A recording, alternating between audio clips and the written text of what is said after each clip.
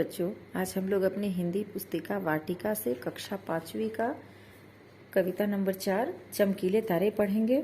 चमकीले तारे के कवि है अयोध्या सिंह उपाध्याय हरिऔध। अयोध्या सिंह उपाध्याय हरिऔध जी ने इस कविता में चमकते हुए तारे के बारे में बताया है। तारा मतलब आप लोग को मालूम है स्टार, जो हम रात के समय में देखते हैं। आसमान में टिमटिमाते तारे को ही चमकीले तारे कहा गया है। तो अब हम आगे बढ़ेंगे अपनी कविता की ओर, और कविता को मैं गाकर पढ़ूंगी, आप लोग भी मेरे साथ गाएंगे।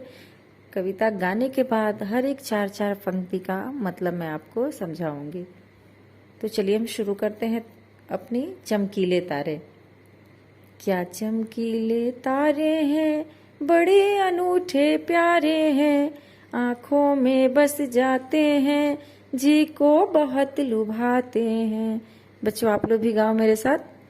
क्या चमकीले तारे हैं, बड़े अनूठे प्यारे हैं, आँखों में बस जाते हैं, जी को बहुत लुभाते हैं। बहुत ही सरल अर्थ है कि क्या चमकीले तारे हैं। तारे जो हैं वो बहुत ही चमकीले हैं, बड़े अनूठे प्यारे हैं और बड़े ही विचित्र हैं, बड़े ही प्यारे हैं, आँखों में बस जाते हैं, जी को बहुत लुभाते हैं।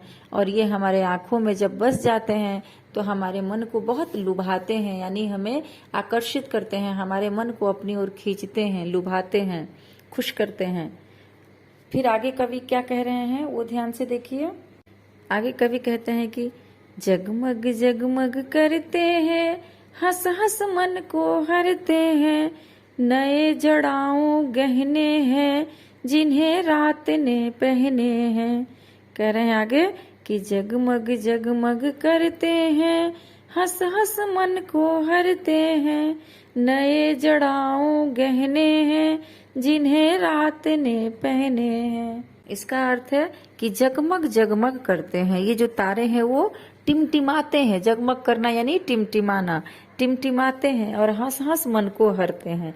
और ये ऐसा लगता है कि हंस हंस करके हमारे मन को हर रहे हैं, अपनी ओर खींच रहे हैं। मन को हरना यानी अपनी ओर खींचना। नए जड़ाऊं गहने हैं, जिन्हें रात ने पहने हैं। और हमें ऐसा महसूस हो रहा है कि रात के ये गहने हैं। जैसा औरतों का गहना क्या होता है, गहना को श्रृंगार कहा गया है, आभूषण कहा गया है।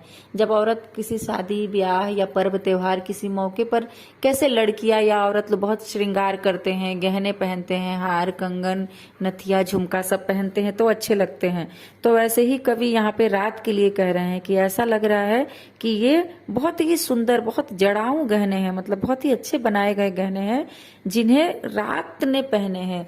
जिस गहना को कौन पहन लिया है, रात ने पहन लिया है।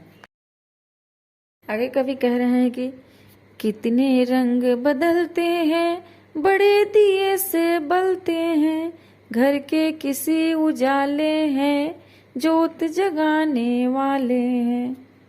इसका मतलब है कि कितने रंग बदलते हैं। ये जो टिमटिमाते तारे हैं ये कितने रंग बदलते हैं, बड़े दिए से बलते हैं। ये ऐसे बड़े दिए जैसे भी कभी कभी हमें लगते हैं, बड़े दिए से जान पड़ते हैं। घर के किसी किसी उजाले हैं, जोत जगाने वाले हैं।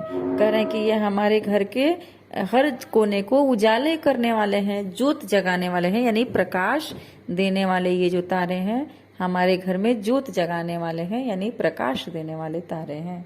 आगे कवि कहते हैं कि हीरे बड़े फबीले हैं, छवि से भरे छबीले हैं, कभी टूट ये पड़ते हैं, फूलों जैसे झड़ते हैं। इस पंक्ति का अर्थ है कि हीरे बड़े फबीले हैं, यानी ये ऐसा हीरा है, ये इस प्रकार के हीरे हैं जो बड़े ही फबीले हैं। फबीले मतलब दिल को भाने वाला, दिल को अच्छा लगने वाला हीरे हैं। और छवि से भरे छबीले हैं। और इनकी छवि जो है, छवि यानी इनकी सुंदरता, इनकी जो सुंदरता है वो बड़ी ही छबीला है, यानी बहुत ही सुंदर है।